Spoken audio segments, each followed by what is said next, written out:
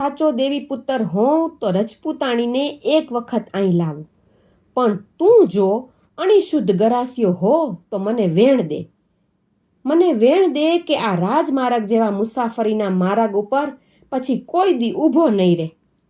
Call છે દેવી પુત્ર, call છે કે પછી આ માર્ગ છોડી દેવો ને ચારણ. એ હું ચોમાસામાં મર્યો છું ને, એટલે ચોમાસું મને ખારું ઝેર જેવું લાગે છે.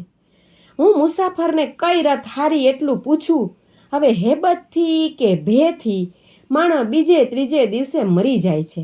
મુસાફરો આ રીતે મરે છે, બીકથી મરે છે. મારો કોઈ વાંક નથી, મેં કોઈનો જીવ લીધો નથી ચારણ.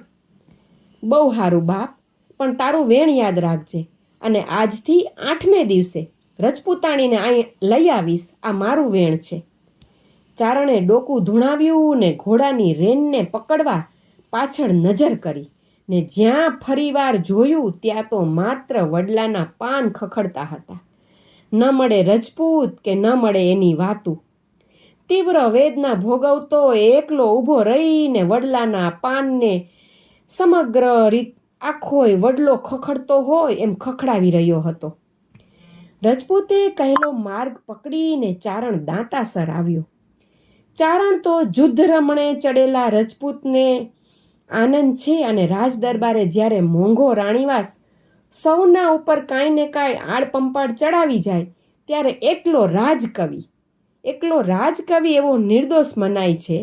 ગરાસિયાની સાથે આગળ શું થયું અને એની રાહ જોતી ગરાસણીએ શું કર્યું, વાર્તા આખી સાંભળવા માટે યુટ્યુબ પર વાચિકમ ગુજરાતી ચેનલ સબસ્ક્રાઈબ કરો અને પૂરી વાર્તા સાંભળો.